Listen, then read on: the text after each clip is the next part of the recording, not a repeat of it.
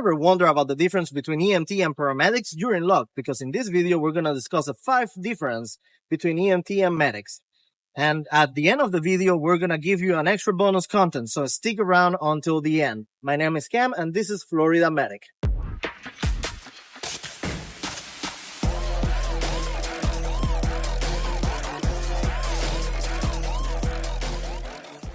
Difference number 1 will be the schooling. Now, for paramedics, we have to do EMT first. So let's start with EMT. EMT school is consisted of 300 hours that is divided based on the school, more or less between 4 different categories. It's going to be your ride-alongs, your clinicals, your labs, and your book hours. And every institution based where you go to will have that divided in different amount of hours according to their curriculum. Now, for paramedics, we have a longer period. It can take anywhere between 8 months to a year and a couple months. The paramedic program, it is based on 1,200 to 1,800 hours, and it's divided the same way based on the institution. It will be your ride-alongs, it will be your clinicals, it will be your labs, and your book hours. On the school side, we have to have consideration that EMTs are trained for assessing illnesses and injuries that might be life-threatening and take care of some of them. But on the paramedic side, they learn a more in-depth subject when it comes to anatomy and physiology, cardiology, and medications. We are able to administer way more medications than EMT. The other part of the schooling that we have to consider is the cost. For EMT, the cost is very affordable. It will be right around $3,200, more or less, based on the school that you go to. Meanwhile, paramedic is a little bit more expensive. Not only you have to pay for the EMT tuition and go through EMT, but you also have to pay around $9,100 in Florida, based on the institution. Might be a little bit more or less to do your full paramedic course. But one thing that is always for free will be like, comment on this video, and subscribe to the channel. On number 2, we have the scope of practice. Now, the scope of practice is what determines what we are allowed to do or not allowed to do on the ambulance. As an EMT, we have a very limited scope of practice. We're able to assess illnesses and injuries, as I said before. We're also able to administer or assist, more than administer, with certain medications that the patient already have prescribed. On the other hand, paramedics are more highly trained EMTs and have a deeper scope of practice where we can do other stuff that EMTs are not allowed to do, like administer medications that the patient might need but has not prescribed at the moment. Like if we need to do epi for cardiac arrest or Benadryl for allergic reactions and we carry it on the ambulance, we will be administered that. Also, on the other hand, paramedics are able to put EKGs and read those rhythms, analyze it, and if we need to treat it, we have the knowledge and the availability of treating those rhythms accordingly, either with medications or electric therapy with the cardiac monitor and the pads. Difference number 3 will be the salary.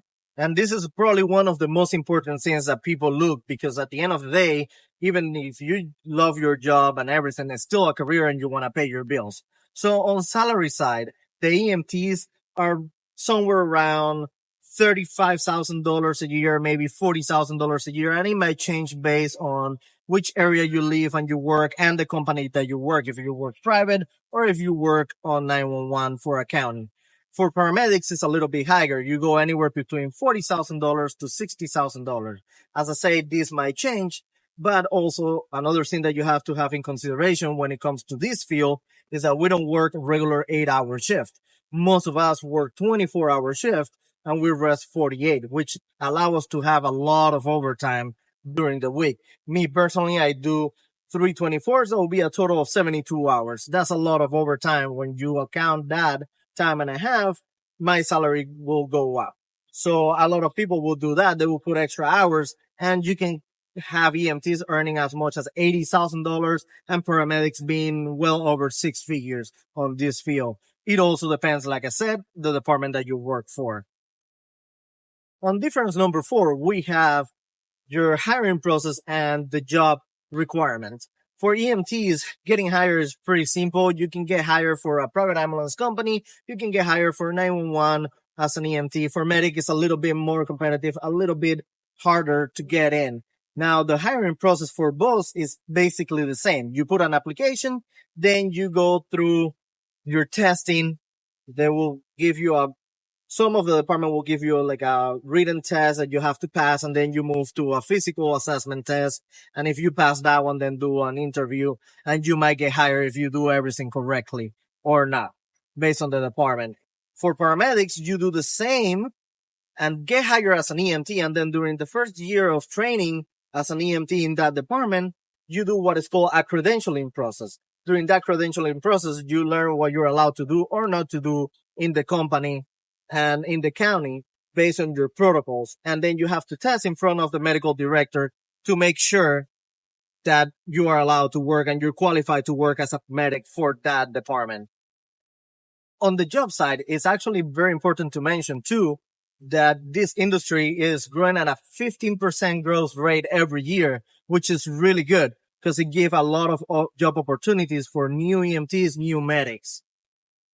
Another thing that you have to have in consideration when it comes to the difference on jobs and benefits for EMT versus paramedic is that the EMT has always the option of getting, when you get hired, getting your paramedic school paid off by the department that you work for. It might take you anywhere between 6 months to a year to qualify and work as a full-time to qualify for that program. But once you're in and you pass your medic, basically what you have to do is sign a 5-year contract, and they basically pay your whole education, and you work for that department until your contract is over, and then you move wherever you want. Or if you decide to do your full career in that department, then you stay. And last but not least, number 5. The fifth difference between an EMT and a paramedic will be the continuing education units. Continuing education units of CEU, as you can see, means little courses that we have to take to maintain our licenses. And normally these will be every 2 years for the state of Florida, and I believe every year for your national, if I'm not wrong. Now, for the state of Florida, it's really not that different. The EMTs and medic both have to have 30 hours of continuing education unit, as we can see in the floridahealth.gov website. But 2 out of those 30 hours have to be pediatric. Now, the other thing to have in consideration is for your national certification, which is not required in Florida for medics, but is required for EMTs. Will be your 30 hours of a state certification, and then you have another 40 hours for your national. On the side of the medic, you are required to do your 30 hours of state certification plus another 60 hours for the national certification. And those CEUs are normally provided to you by your employer. But if you are not working with an EMS company or a private company that provides you those, you can always get them online. Thank you for watching, and now is the bonus content. So EMTs and paramedics can work on 911 or private ambulances, but they also can work for fire departments. This is one of the things that they tell you in the school, especially when you go through EMT. They tell you, oh, do EMT, do your fire, get hired in fire departments, and then they will pay for your paramedic. That is true, but it's a little tricky. Fire departments are extremely competitive when it comes to getting hired versus EMS. EMS is easier to get hired, and if your goal is to do medical more than fire, I believe that you will be better off in an EMS company, even though in Florida, 80% to 90% of the calls that a firefighter attend to are medical. Now, that being said, you probably want to go EMS route and get hired as an EMT, gain some experience, and have the EMS company pay for your education rather than being stuck in the mindset of, I'm going to do fire, I'm going to get my fire, I'm going to work on a fire department, and you might get hired or you might not because how much competition it is. And in fire departments, when you compete against every single firefighter. You don't just compete against EMTs or you compete just against medics. You compete against firefighters, EMT, and firefighter paramedics for the same positions, which it makes it a lot harder to get in. Well, thank you guys for watching, and I hope you enjoyed the video. This is Cam with Florida Medic. Leave a like, a comment, and subscribe, and see you on the next video.